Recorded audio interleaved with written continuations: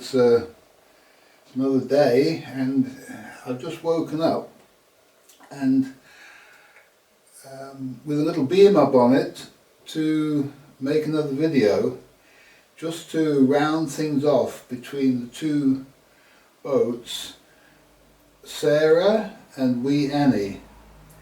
I've been thinking more and more about the two boats and the need for two boats with a project like this.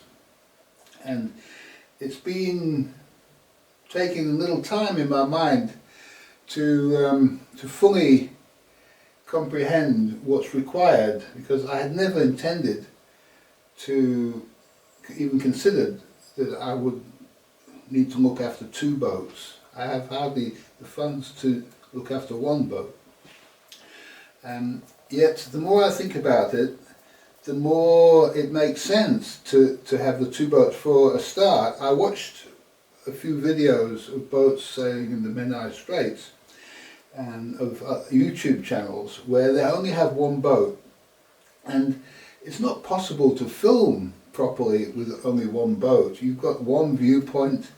The view from the boat to the water is rather boring. It's okay for a little while, but you know, you quickly get sick of this particular viewpoint, and what you need is another viewpoint from the water to the boat, where you can have the boat coming towards you, you can move around the boat and do pans and from above and from level and so on.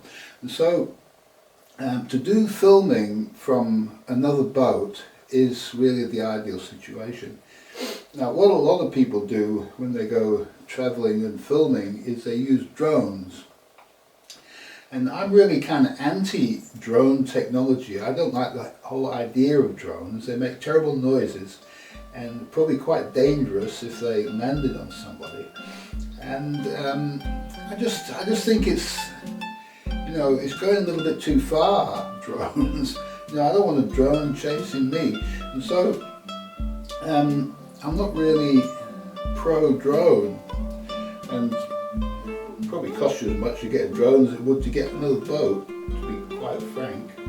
And so anyway, I thought, well, if we could film from Annie, we can film from Annie, we can film Sarah from Annie, but Annie is also quite an interesting little part of what's going on. And so, you know, you can also film from Sarah, film Annie getting ready to film Sarah. You know, it's all part of the action. To have two boats is going to make a much more interesting, visually interesting video channel. And the possibilities of what you can do with the two boats, one to film from whilst to film the other and its surroundings,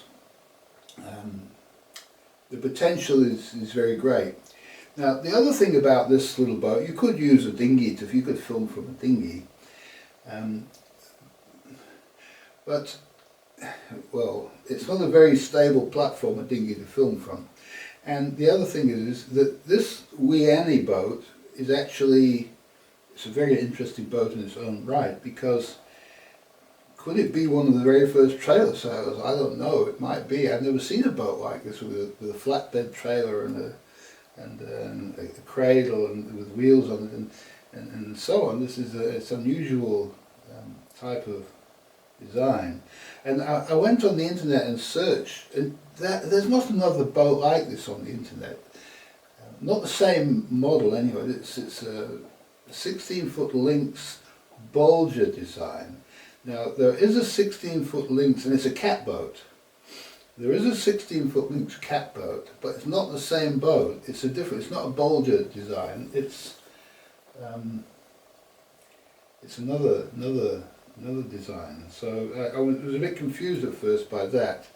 And also with the Bulger designs, there were plywood, hard chine models, and round bilge models was in the same design. And so this is a very interesting boat in the fact that it's a round bilge, full keel model. And so, you know, maybe they all got lost, these boats. Maybe there were a few of them around, and now there aren't. Maybe they're all, you know, sunk trying to cross the Atlantic or something. I don't know. But people in those days people would sail 16-foot boats. They would cross the Atlantic in these things. And this is what this little boat is. It's designed to be a good heavy weather boat for its size. For 16 foot, it's a very small boat. But I would imagine that you could sail this pretty much anywhere that Annie could go. This boat could actually follow it within reason. So there's quite a potential there as we get into more cruising type work. Now the other thing is as far as accommodation goes, it's okay if you're a group of people, you know, if it's an all-male company, you can accommodate, and if it's family, it's also, you can accommodate people quite well, easily on one boat. But what happens if you've got like two ladies and two men that perhaps haven't met each other before, or you know, you're going to have a sleeping, you know, you're all going to sleep together in one boat. It's not going to work that well. It's better off if you have the men in one boat and the ladies in another boat, if you've got that sort of situation. And even if you've got two couples, you probably want one couple to sleep in one boat and another couple to sleep in the other boat. So it simplifies the accommodation arrangements really. Whilst there's not a lot of space in Annie, it's a perfect sleeping for two, because all it's got inside is a flat floor, covers the entire bottom of the boat, not the entire, but most of it, and long enough, full length sleeping for two people. So it's good for that. So I put some, so this side, I put some pictures of the boats whilst I've been talking, and I've also put a picture of another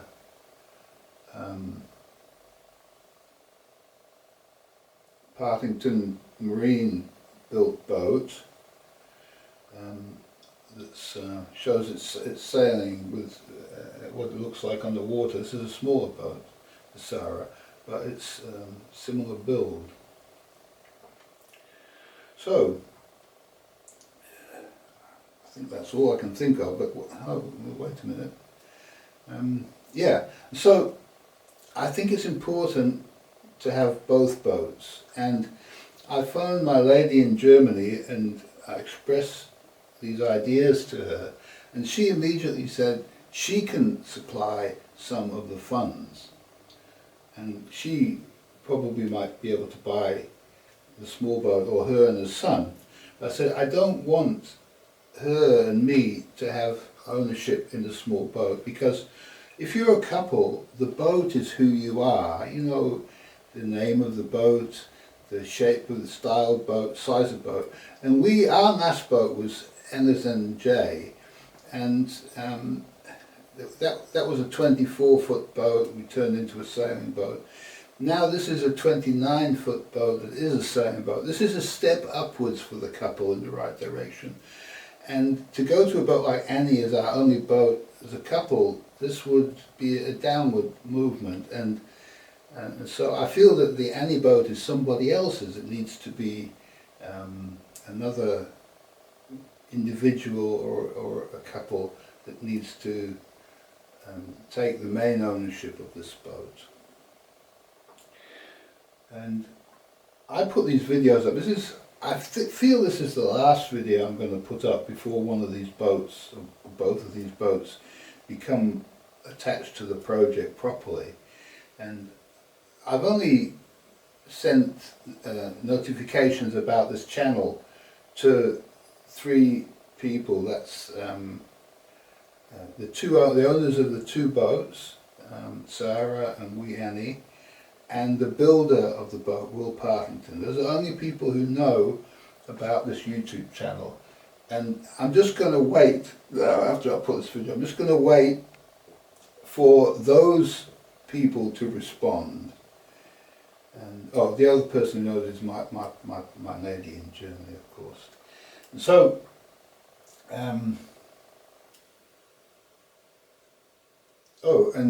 David, my friend David, who also, he may also be interested in this kind of boat, you know. I haven't actually spoken to him about that. I even told him about really. So it remains to be seen what happens, but the response needs to come from somewhere else. I'm not going to go running around chasing after boats, because you know I feel that the universe, everybody's grown up. You know, they're not children, and so it's up to them to, if it's you know, if it's the ball's in their court, then I will wait, and I'm not going to chase after anybody. They can respond when they're ready, or not respond when they're ready, and I will simply now wait, because it's not my position to push the universe into some sort of action. That's the last thing I want to do. Maybe this project is not meant to be. Maybe this project is meant to be. And so let's have the universe decide what wants to happen to this project.